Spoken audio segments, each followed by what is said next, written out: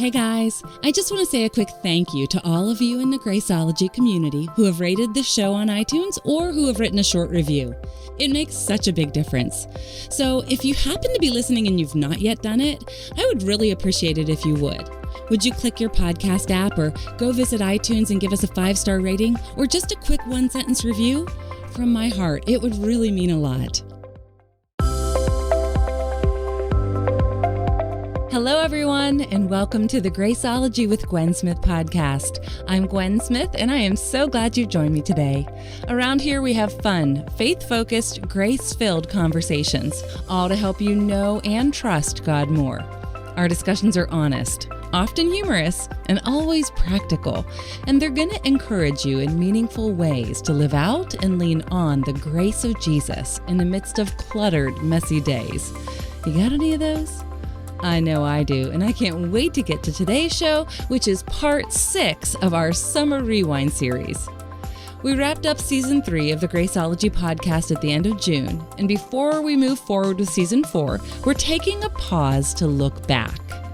In our first 2 years of the show, we've had so many incredible guests and tons of powerful conversations.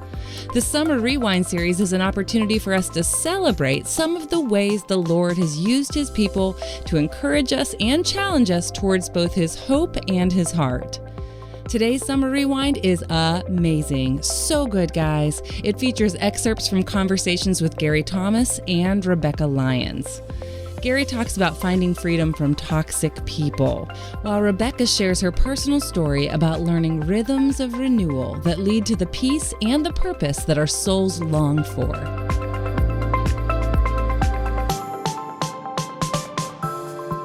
Before we head into the show, I want to personally invite you to partner with the Graceologie podcast through our Patreon program. When you join our Patreon community, you'll get all kinds of bonuses like exclusive content, early access, and private hangouts with me. Patreon support helps the Graceologie podcast team keep bringing you these fun, faith-focused, grace-filled conversations. So if you like the podcast, please visit gwensmith.net/give and sign up as a member of our Patreon Graceologie community. Once again, that's gwensmith.net/give. Now let's get to the show.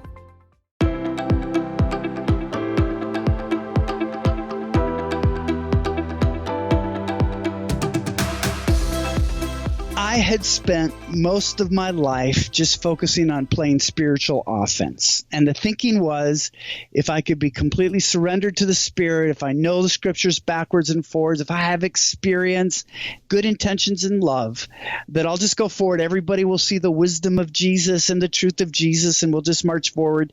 It never even occurred to me about the need to play spiritual defense. Yeah. And again, with your sports background, this would make a lot of sense to you, that if you have a championship season, a good offense is nice, but at times you've got to play defense. And I was just banging my head against the wall with a person in a toxic situation, and a wise friend of mine, knows scriptures, been a marriage and family therapist for over 30 years, challenged me and said, Gary, I want you to read through the Gospel of Luke and count how many times Jesus walked away from people or let toxic people walk away from him. Wow. Well, this is kind of why long distance running works for me. I don't have a lot of athletic skill, but I'm not clinically OCD, but I live in a neighborhood right next door to it.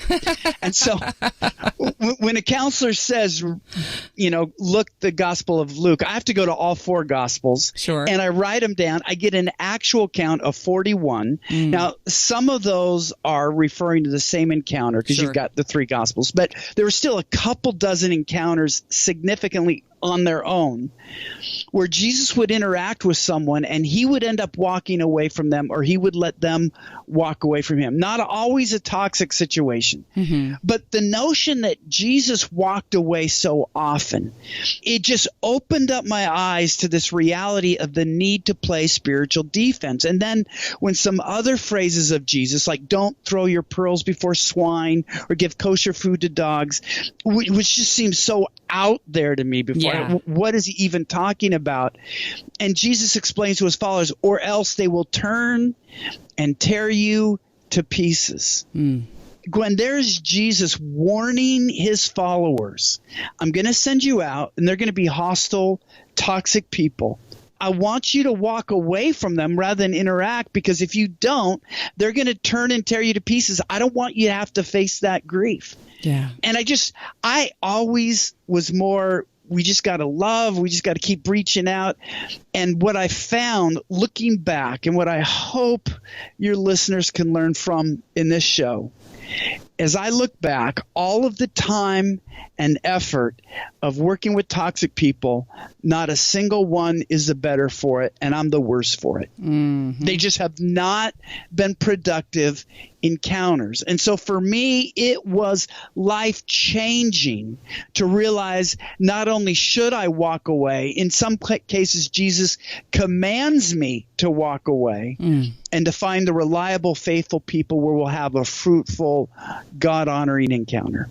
Yeah, I have experienced my fair share of interactions in complicated, all-consuming seasons of toxic people, and everything you're saying rings so vibrantly true in my heart. There's so many layers to what toxic can look like. How do you know the difference between someone who's just difficult and someone who's sincerely toxic? Well, I'm glad you make that distinction, and that's why it took me a few chapters. So I'll try to summarize it, but I want to stress at the start, there's a difference between toxic and difficult. There's a difference between toxic and different. We were talking before we started recording about the Enneagram and how we're just related differently. I'm the third of 4 kids, so I'm not a type A. I don't need to be in charge. I'd rather you like me than respect me. I know that makes a lot of guys sick when they hear me say that, but it's my So when I'm with a forceful person, it would be easy for me to say, oh, that's a toxic person because they should be more like a golden. Well, that's making myself the standard. So I think we need to be a little bit careful. But what I've determined is this. When I look at what a toxic person is trying to describe, and let me give a general thing and then we'll get into specifics. In general, if you find someone consistently demeaning, where they're draining you of your strength and your joy and your peace and your sanity, they make you feel like you're going crazy. They haunt you at night. When you wake up, their name or their interaction comes into your mind and you can't get back to sleep. They keep you from engaging in healthy relationships. When you go home at night, you don't hear your spouse, you don't hear your kids. You're trying to figure out the crazy of the toxic. At that point, that relationship has become toxic for you. Yeah. And I think at that point is realizing, that's what I need to walk away from. For some specific characteristics, I found 3 in particular. One, and they're all the opposite of who God is. One, toxic people love to control. Yeah. Now, not all toxic people are controlling, but this is a big thing when you see it, that they're probably toxic if they're controlling. And what amazes me, Gwen, is how opposite this is of God, because he's so powerful and he's so right. Everything he wants us to do is the right answer, and yet he's not controlling. Yeah. The famous passage in Joshua, choose you this day whom you will serve. Jesus demonstrating in the New Testament, walking away. He would speak the truth to someone. Some people in a village one time said, Jesus, please leave. Next verse, Matthew 9:1. He got into a boat. He didn't walk away. He sailed away, but the same kind of concept. And while the New Testament talks about demonic possession, it doesn't talk about God possession. The Holy Spirit fills us, but Paul says the spirit of the prophets is subject to the prophets. So this notion of controlling, where somebody is determined you will do what they want you to do and they want to control your life. Essentially, they want to be your God with a little g. That is toxic. It is not God. It's not his nature. It's not how he operates. Even if they try to use God, we need to resist that. Second, just as God is the God of life, he begins the Bible creating. He ends the Bible creating the new heavens and the new earth. Jesus said, I am the way, the truth, and the life. And then he refers to Satan, though, as the murderer. He says the Pharisee, your father is Satan, the murderer. And then he equates malice with murder. And so it's not just stabbing somebody's heart. It could be murdering somebody's reputation, murdering someone's peace, murdering someone. They murder church small groups. They murder office environments. They can murder families. When I look at somebody's life and I just see destruction after destruction after destruction following in their wake, I've seen it in marriages, Gwen, where I've seen a guy, he murdered his wife's schedule. He was a narcissist, and whatever they were going to do in the evening, she had to do regardless of how important her engagement was. You need to cancel it. You need to be here for me. He murdered her occupation because as he would get a better job, he didn't even consider her situation. You've got to move, and so she would have to start over. He murdered her sense of self-esteem when he cheated on her and he had an affair. He murdered her sense of sanity when he started a second affair and made her feel like she was crazy and maybe mentally ill for accusing him of what turned out to, in fact, be true. Yep. And then he ended up murdering her reputation because he decided to divorce her, and he knew his church and his business wouldn't look kindly on a divorce, so he had to make it look like she has lost her mind. Yep. Otherwise, they would fall. So basically saw a guy who murdered, and then, boy, this was so chilling. When I saw it, when he remarried the mistress like 3 minutes after the divorce is final. And he posts this picture on Facebook, meet Mrs. Jane Doe, which had been this other woman's name up, when she was, it's like he just digitally murdered her. She doesn't exist anymore. And I just saw 5 or 6 instances of murder in that situation. That's what toxic people do. It's all about them. Yeah, definitely. And then finally, I'm sorry, this is such a long answer, but I love it. I love it. What I say is that they love hate. In Colossians 3, it's a powerful chapter.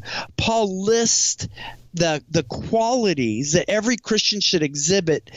And we don't always do this, but that's what should be delicious to us. This is the way we want to be. Yes. And he mentions compassion, kindness, humility, gentleness, patience, and love. Now, I fall short of those every day. It's what I aspire. It's a good day if I've been compassionate, if I've been kind, if I've been patient. But then Paul mentions these are, I would say, the markers of toxicity: anger, rage, malice, slander, filthy language, and lying. A toxic person comes alive when they're most angry. They are at their most energetic when they're filled with malice, attacking someone, when they're slandering someone, when they're lying. That's when their mind is fully engaged. And so while we may at times, I hope we don't, but look, if we slander somebody, we repent of it. We hate that we're that way. We don't feel at home.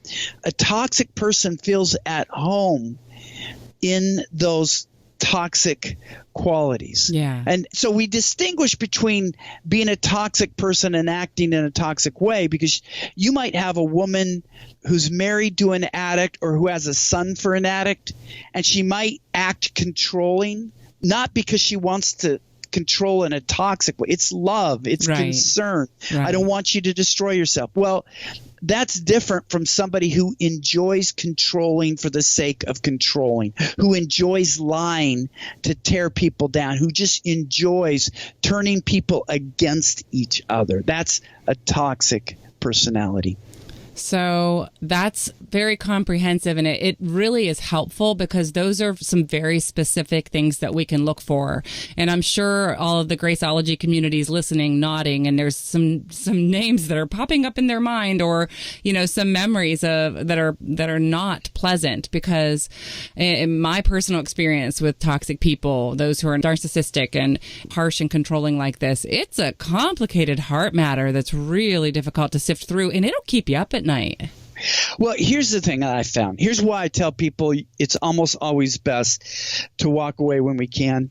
They're better at being toxic than we are in working with them. They've been toxic their whole life, right? They've got it down. And for some of us, at first we think something's wrong with us. How could they think that of me? Or why would they twist my word? And here's what I like to say, because I found some people, and I just love people like that. I love the sensitive ones that just just want to focus on love. And it's like somebody comes up to them with just horrendous bad breath, and they think there's something wrong with my nose. I should be able to just close my nose. It shouldn't let it bother me. And at some point you wake up and say, the problem isn't with my nose. The problem's with their breath. And with a toxic person, it's like that. Well, did I invite that? Did I say something to set them off? Maybe there's something I need to repent. And you can go through that, but eventually you wake up and say, you know what? That I'm not perfect by far. But really, I look at their other relationships. This is just a toxic person that I can't help. And where my friend set me free, Gwen, and I just love this because he's a PhD in counseling, but he has a son who's actually a PhD in brain surgery science, that kind of thing. And he just said, Gary, if I needed a kidney removed, you wouldn't offer to do it. He goes, you love me, but because he goes, when you're working with a toxic person, I just hope the listeners hear this. When you're working with a toxic person, you don't have a PhD in psychopathic pathology. And it might be best just to say, you know what? I can't remove your kidney. I can't stop you from being a narcissist. I can't stop you from this hatred and this desire to murder. And that's where I just need to walk away. Partly out of self-defense, I'm never more tempted to act in a toxic way than when I'm interacting with a toxic person. Yeah. Oh. And I don't want to be toxic myself. Yeah. I totally agree that everything you're saying, again, makes total sense. And it resounds in my heart because it can be easier to walk away from some people than others. Just in my experience, I have learned to establish some healthy boundaries. What are some of the ways you've learned in your research and in your writing that we can establish a distance and create that walk-away boundary that's going to protect us and be on the defense as well as have the offense of our love? For me, I think there's two ways to answer that. The first one is internal. The second is external. For me, internally, I had to deal with my guilt. If I wasn't able to help someone, there must be something wrong with me. Yes. And that was where my therapist friend just helped me to be a little more humble and said, Gary, you can't do everything. Yeah. You feel terrible if somebody needs a kidney out, but you can't help them. And he says it's the same with toxic people. The other part of the internal thing that just opened up the door for me is the need to, because Jesus calls me to live a fruitful life, to seek first the kingdom of God. And Paul helps Timothy to understand that in 2 Timothy 2:2 by saying, Timothy, find reliable people. Some translations use faithful. Find reliable people who are qualified to teach others. Invest in them. And so if I'm investing in positive, healthy relationships, that gives me freedom to say it's not a good use of my time to invest in somebody who not only isn't faithful or reliable, but who is toxic, who's not going to appreciate what I'm doing, and just learn to let them walk away. This kind of came up earlier in our conversation about how they never change.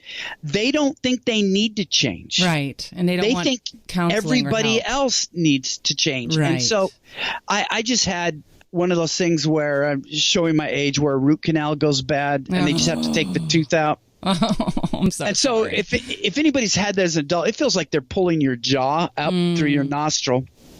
If somebody woke me up and strapped me into a chair and was trying to rip my tooth out of my mouth, I can't tell you the anger I would have toward this person. I would want him arrested. Instead, I pay a doctor $1,200 to do that to me. And the answer is because I believed I needed to have it done. Yeah. I want you to do it. But if I didn't think I needed to have it done, I couldn't see the infection. It wasn't hurting. It's just the x-rays that showed it was there. And I think that's where you have to understand with a toxic person, if they're not ready, if they're not convicted, at that point, they will resent your good words. They will resent good counsel, and you've just got to wait till that conviction. So for me, it was internal, don't feel guilty. You can't save everyone. Have a positive offense with reliable people and healthy relationships. Externally, what I found is to be clear and not to be defensive. One of the favorite lines that toxic people will use toward Christians, I thought you were a Christian. Yep. Aren't Christians supposed to forgive? I mean, their whole Bible is judge not lest you be not judged. Yeah, right, right. Couple cases in point where two abusive parents have an adult son.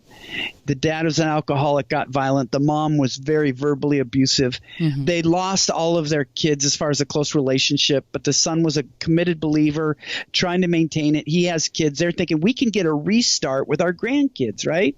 Right. We blew it with our kids. And so, of course, when are we going to get the grandkids for a sleepover? And the sons, that's never going to happen. Right. And the dad said, you haven't forgiven me, have you? Aren't Christians supposed to forgive? See, if you had forgiven me, you would let him spend the night. Well, it didn't have anything to do with forgiveness. It had to do with he couldn't trust his dad or his mom with his kids. But he's trying to say he doesn't care if his son is acting like a Christian. Right. He's trying to use Jesus like a weapon to get his son to do what he wants his son to do. There's the whole control factor. Yep. And so I found with toxic people externally, it's just, this is how it's going to be. If you don't think I'm acting like a Christian, I appreciate your prayers. But just so you know, if you go behind our backs to talk to our kids, then we're not bringing them over and you won't get to see them even with us. We're their parents. We need to do what we believe is right. Ooh, you're preaching a sermon right there. I'm telling you what, there are some listeners I know that are like, oh my gosh, you just gave me permission. Now, what would you say to the girl, to the listener, to the woman, to anybody who says, but I feel like I'm not honoring my parents, and that's what God says. If we're talking about a parent relationship that is actually, or in-law relationship that is toxic, there's that confusion because the Christian feels so convicted. I need to honor my mom and dad, and it's true. All right. Here's a story from the book that totally answers that. I'm thrilled that you bring it up because it's with an in-law and with a parent. The general answer is treat them like they're healthy. That's the best way to honor them. And here's how it played out.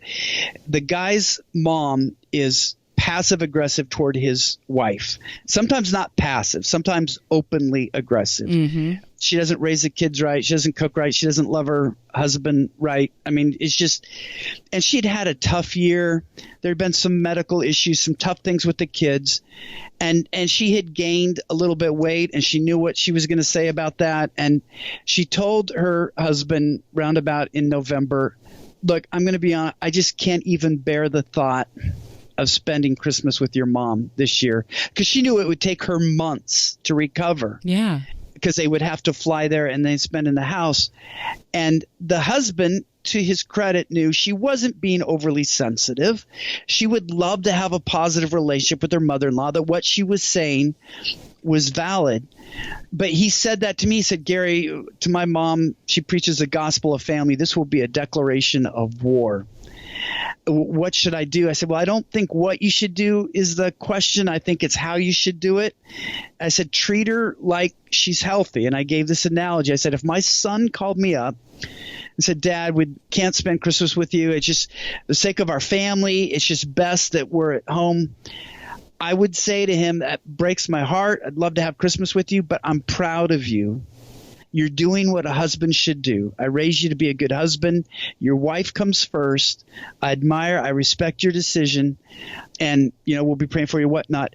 That's what any healthy parent would say. I think everybody listening knows that. You put your marriage first. So I said, so if she doesn't respond that way, that's on her. You're honoring her by saying, I'm making a healthy decision. And if Christians have got to stop worrying about the fallout from unhealthy people who respond in an unhealthy way to healthy decisions. Yes. It's not honoring someone it's like enabling an addict or something else like that when we give in to that.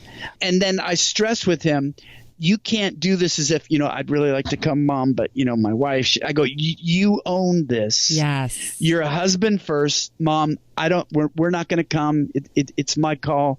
So I think you treat your spouse, you treat your parents, you treat your in-laws as if they were healthy. Make a healthy decision. That's how you honor them.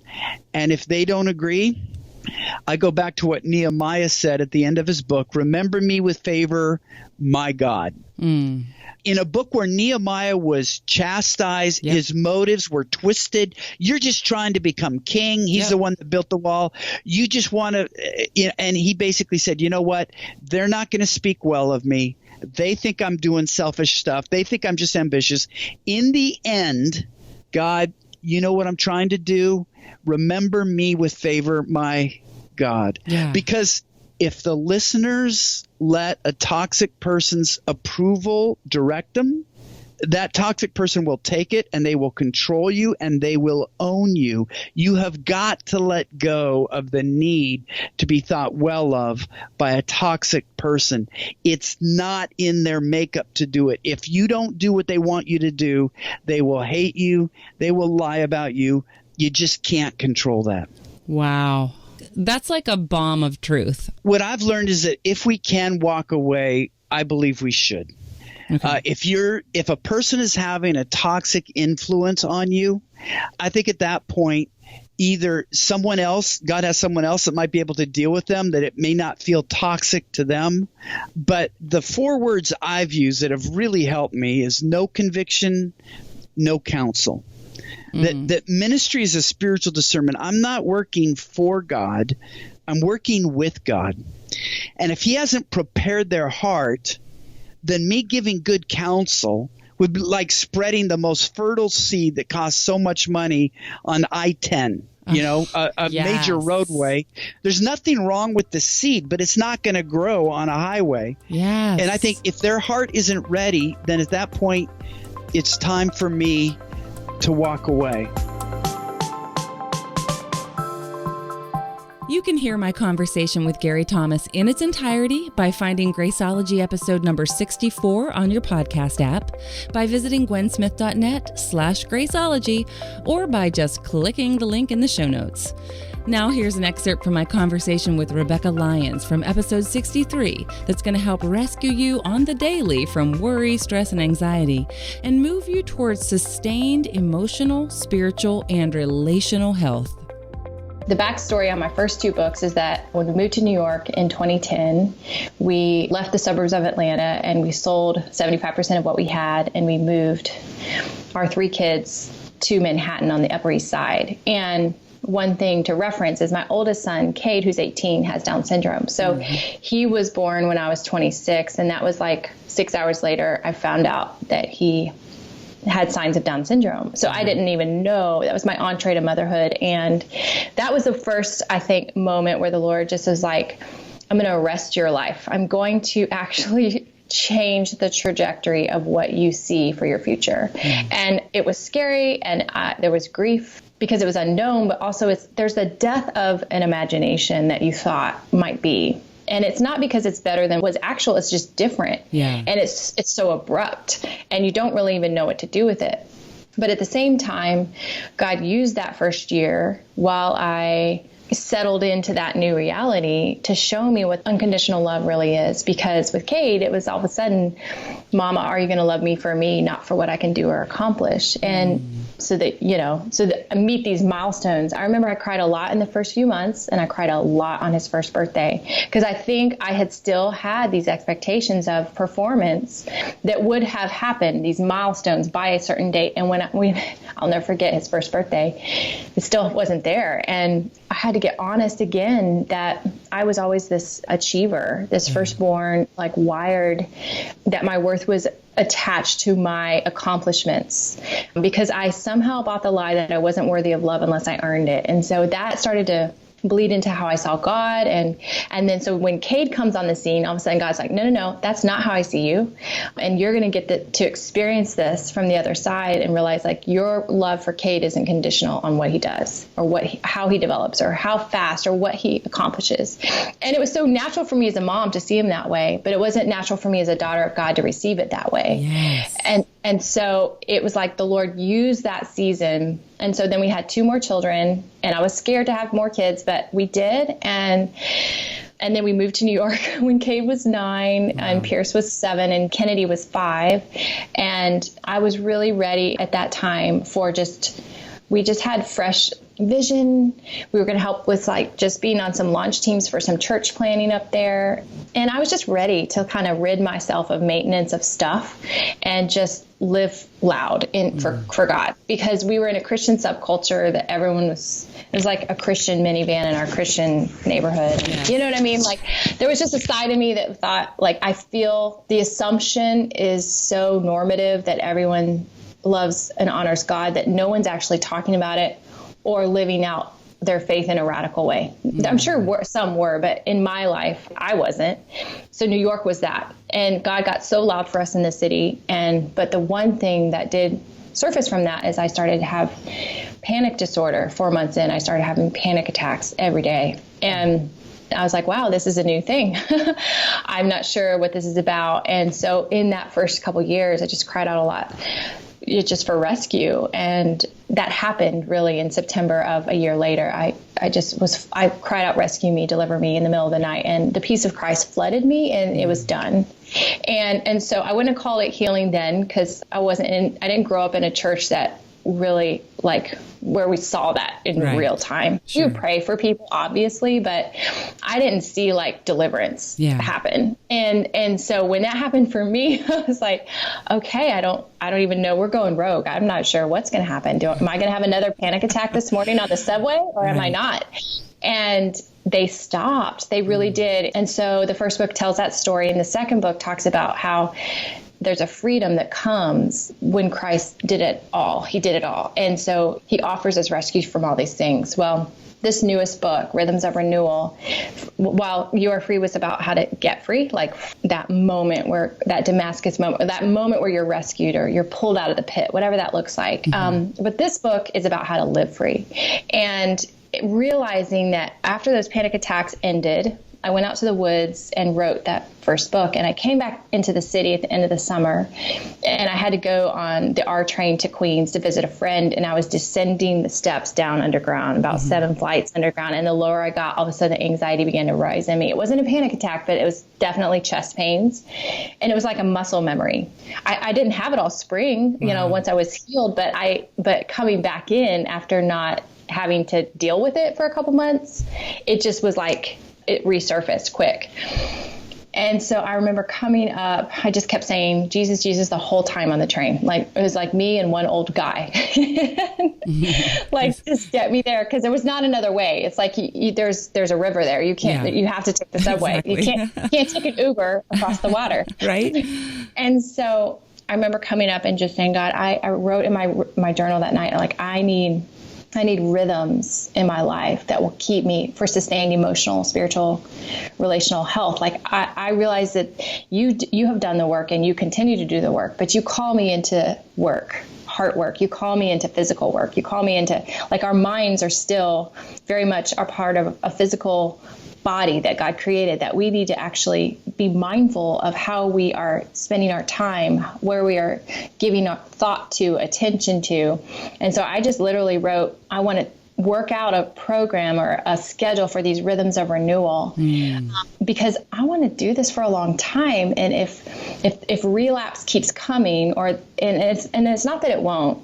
And as you read in the intro, I didn't have a panic attack for 6 years, and it's how I begin this new book, because I just want people to know, like, hey, when you go through a season of depression or anxiety or something that's hard, and then you find release, praise God, that's amazing. That's amazing. But it doesn't mean that fear is not going to come knocking in the future, because we're still human, we're finite, right? We're frail, we're fragile, we're in desperate need of God. And so when this kind of resurfaced a couple years later, the promise God just kept reminding me is that, hey, if you're going to forge new ground and you're actually going to get loud about this, especially the area of mental and emotional health, you're going to kind of be under fire. Yeah. Like the enemy's not happy about that, because what he really wants is the church to live gripped in fear. He really does. He knows that if we aren't willfully trying to consciously sin and be like all out rebellious, then he'll make us mute by fear. He'll just try the next best thing. And fear is so powerful because it basically, what it does is we say, I choose to believe that the threat of this situation is greater than everything that Jesus did on the cross, everything that he paid for, everything that he chose to take on, to suffer death and to raise again. I choose to believe that this threat is bigger than that. It's greater and more powerful than that. And so we are in some way kind of rejecting God when we indulge fear. It's not that we mean to, and often we feel powerless to it. And what I've learned is like, you can feel fear, but you can't indulge it and make, have a big conversation with it and let it hang out. And you definitely can't take residence there. Yes. That's what I had to repent of, because I was getting to the point where I'm powerless to it. I can't change it. I mean, it comes knocking every day and I'm afraid. What do you expect me to do? Yeah. And yet, when he says, in Psalm, I walk through the valley of the shadow of death. Mm-hmm. He doesn't say like, I'm going to camp out there and make my home there. I'm going to hang out and then now say, this is my new story. This is my destiny. I'm in the valley of the shadow of death. I'm going to hang out and I'm going to live here forever. No, he's saying, I'm going to walk through it. Meaning there are going to be things that are coming against you that are going to be hard and painful and things that you'll even grieve. But if those things become a stronghold of fear over your life that actually inhibit you to live free, then it means you're choosing to bow down to fear. Yeah. Yeah. And there's that whole, on the chemical makeup and neurological side of things, there is the fight or flight. Yeah. Because when it starts to take up residence, it's all consuming. And I've experienced that in my life. And I appreciated the way you started the book and that story. But there was something you wrote that kind of, when God revealed to you after this moment of this panic attack, which surprised you because it had been so long, you wrote on page 9, in his mercy, God gently whispered a response. You can focus on the fact that fear came knocking, or you can focus on the fact that I always make a way of escape. Yeah. And as I read that, it was one of those, it was a highlight moment. And I was like, Lord, that's one of the things I appreciate about your writing and what God has you doing is your willingness to be transparent and honest, because really we don't need any more what I like to call, Hobby Lobby sisters, where we just, let's recite a verse and say something that's really true, but not owning the frailty, the pain, the struggle that we all have. And so, so talk to me about the surprise that you experienced with, I thought I was healed from this. So what's up, God? Why would I have to face this again? Yeah. I think it's partly to keep me so humble and so low, because you're right. I do think if we don't ever encounter struggle, we have a real hard time with empathy and understanding people who are in the middle of it. And sure, I can draw from my experience in 2010, but that's been almost 9 years. Yeah. Or I can draw on my experience from yesterday when I actually had shallow breathing about talking about my book, and I want to be honest with that, because the thing is I probably, just because of my history and my makeup, I have shown to be more prone to this than maybe my husband, right? That just is what it is. That is what it is. I can't change who I am, and he's not changing who he is. So then it's, what do I do with that information? Knowing that this is just going to be a thing sometimes, especially in stressful seasons, when I overschedule. And so what I'm finding is this way of escape looks like a lot of different things, right? in that moment, in that story, it's this little window that got me out of this trapped cell. Yeah. But on another level, I think of my everyday life right now, and many women are in the same exact place. And I don't want to be a person who's like, hey, I've arrived, come up here. It's no, I'm in the trenches with you, holding your hand, going, you're not alone. We're in this together. And we're all actually equally fighting in some ways for that peace and purpose to overtake the worry and the stress and anxiety. Because you can't, I think the role of a woman and a mother in so many ways is like the care for her own, right? We always are looking out for our people. Yeah. If we're single, we're still looking out for our people. You're like, it's just, if there's just a nurturing bent that we've been given that we can't shake. So we think of all the little details, like Joy needs her hair in a ponytail so that her hair doesn't get in her food, and like, it's just so innate for me, but I have to tell my husband or tell her sister even yet, because once you're the mom, or once you somehow take on that responsibility, you think of all the little things, and those things can pile up. And all of a sudden you feel like you have a mountain of responsibility with very little energy and capacity to fulfill the responsibility that you might carry. And that gap, I think, is where anxiety creeps in. Totally. Okay. Yeah. So you did some research, you featured some research in your book. So I want to know what statistics were most surprising to you and most useful in terms of figuring out what we're going to do with that. Well, there's so many. Every chapter has research, because I really wanted to come around this, not just from faith, but science and faith coinciding, because God made our bodies, and we need to understand how they work and how they function and what they need and why they need it. And not all that is completely outlined in Scripture, but we do know that God created us for order and for flourishing. So let's dig into that. And I'm a lifelong learner. I'm very curious about science, because I do think it bears out what we believe. Yeah. And so why do we have to isolate one for the other? So for me, data and research was so powerful in like ideas around sleep, or ideas around technology or screen time, or movement in nature versus a gym, or, taking a walk. I just read so many books on it. I just poured over volumes of articles. My husband's kind of a research junkie too, because we run this nonprofit called Q, and he's always looking at what's coming in culture, like what's next, where are people at? And so the most alarming research, to where I really realized this is an epidemic, was that according to the American Institute of Stress, 77% of Americans in our society show physical symptoms of stress, not just like it's in their mind, like actual physical symptoms are bearing out to the stress level that they're carrying. And then there's other numbers from the American Institute of Mental Health, where it's depression and anxiety. And I outline all those numbers in the book. But that helped me go, like, this isn't just like me or you. This is a household conversation. And especially in the generation coming behind us, because they've been raised on a screen. And so they're already having to navigate things you and I did not in our youth, as far as losing actual connection, which is why connect is such a strong rhythm for me, because I realize the next generation, if we don't make eye contact and we don't get on each other's levels and we don't embrace and we don't hug and we don't listen and lean in and don't have any screens in the room, like that actually is going to rob our children of their own humanity. As like flesh and blood people, because you just are not going to accomplish connection on a screen at all in the way that you will in the same room. You just can't. It's not even possible. And so there's science in the book about that. Science in the book about what are you putting in your bodies? Part of why we are so fatigued and low energy and can't think clearly is because we're just literally just feeding our bodies caffeine and sugar, and wine, repeat, Yeah.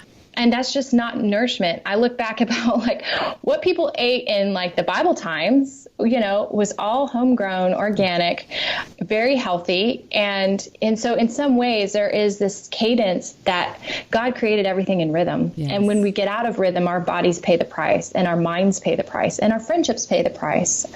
Our confidence pays the price. Our calling pays the price. And so the point of this book is like, if you do these 4 rhythms, even small, subtle expressions of each every day. I'm not trying to give people a to-do list. It's things you want to do. Right. It means you need to stop it's more of an undoing of the things that you're doing that are robbing the life that these rhythms bring. So they're rest, restore, connect, create. The first two are input, meaning it's for you to be replenished and filled back up. And the rest piece is that heart, soul, mind, that inner life, just getting quiet, So I loved writing the chapter on morning routine, because I feel like that sets the cadence for your day. It's foundational about your posture towards people, towards God, towards yourself. I really loved the chapter routines for deep sleep, because as you can tell, that means a lot to me. It's 4 a.m. And sleep is a superpower. Okay, so talk about that. What did you find out about sleep? Why does it matter? And what do we need to do to make it better? Well, because our body is actually restoring itself while we sleep. Yeah. It's actually, it's like the work of the liver happens most between 2 and 4 a.m., right? Wow. So if you're awake a lot during that time, it's because your liver is stressed. I didn't know that. I didn't know that until I went to my doctor, but the role of the liver is to detoxify your body so of everything you put in it that day. So part of just understanding that the body is actually repairing the damage done the day prior while you sleep. So if you don't actually sleep, then there's a buildup of toxicity in your system that you're just trying to function through, which is why your immune system crashes and your adrenals aren't operating well. And then over time, you're just you know what it means. It means like you're kind of spread so thin, you snap at the smallest thing. I know what you're talking about. I've never done that. I wouldn't know anything about that, but from what I've heard exactly.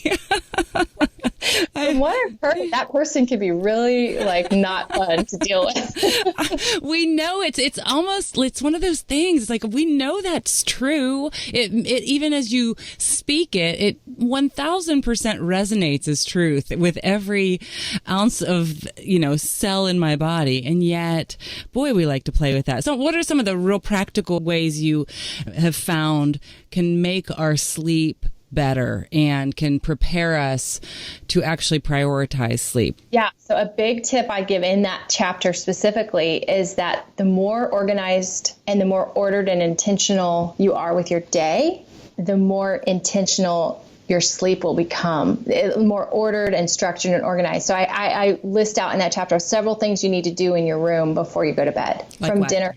Well, you can't eat late because your body's trying to work to digest, and that'll keep you awake. So you need to be done eating 3 to 4 hours before you go to bed, completely. That's hard, right? Yeah, no kidding. I know I'm not quite there. We go to bed early. That means we need to be done by 5. I can't do the senior special at 4 p.m. My kids are still at swim team. So I would say go for 3 hours of if you could be done eating by 6:30 and then kind of in bed by 9:30 or 7 and 10. For a lot of people, it's more be done by 7. Don't put anything else in your body after 7. Definitely don't put alcohol or something like that in your body after that amount of time, because that actually, it'll make you drowsy, but then it'll stop and it'll spike at 3 in the morning. And especially wine, I've heard that it will just wake you right back up once that drowsy thing wears off. I know. I'm like a buzzkill right now. I'm sorry.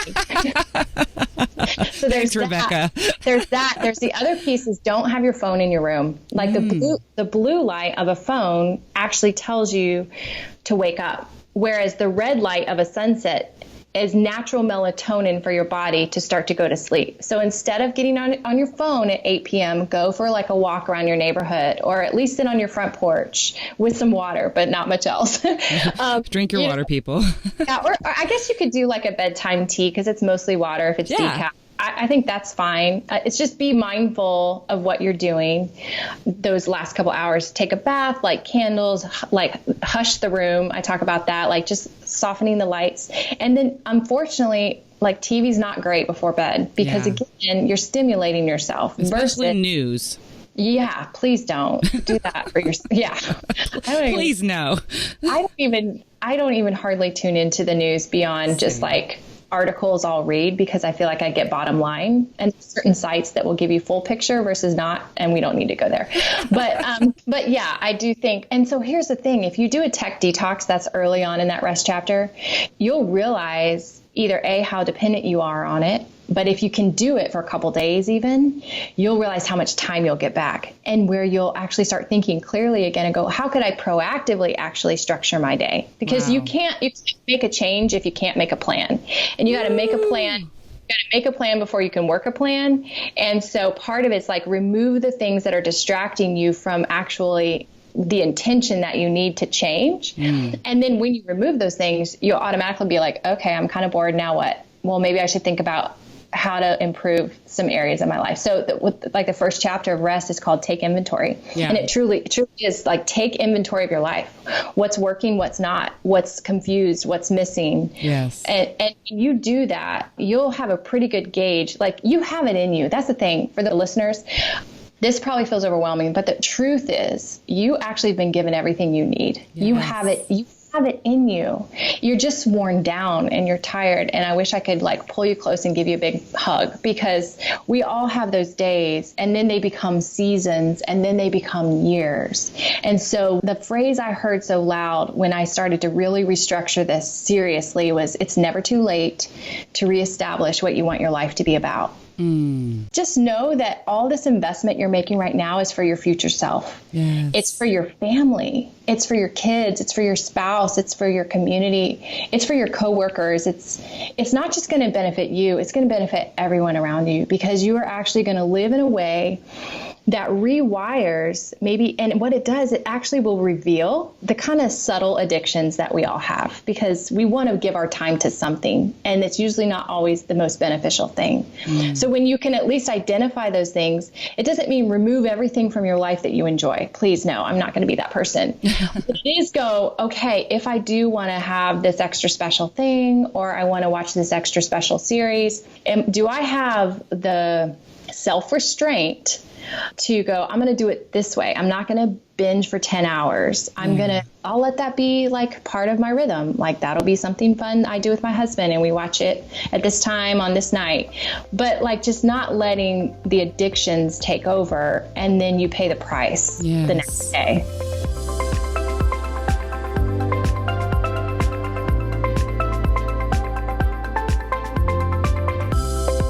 Two powerful conversations. Wow. Be sure to visit both Gary and Rebekah online and connect with them on social media. As always, today's show was edited by Chad Shuping. If your church hosts women's events, when we have them, or if you have any questions, topics, or comments, I'd love hearing from you.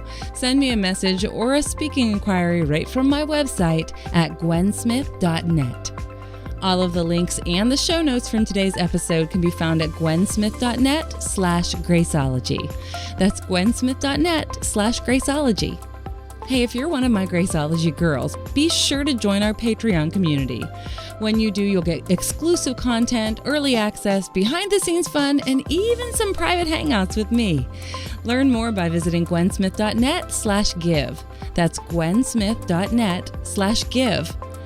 Thanks for joining me today. I'll be back with another episode soon, but until then, if you haven't already subscribed, would you open up your podcast app right now and click that subscribe button? When you do, it ensures that you will not miss a thing. Plus, subscriptions and reviews on Apple Podcast or whatever podcast app you listen to make a huge difference to those of us who are working really hard to bring you these shows. And be sure to connect with me on social media as well. I'm at Gwen Smith Music on every platform, and I love hanging out on Instagram. And the show is at Graceologie with an IE on every platform as well. Now get out there and have a beautiful, grace-filled day.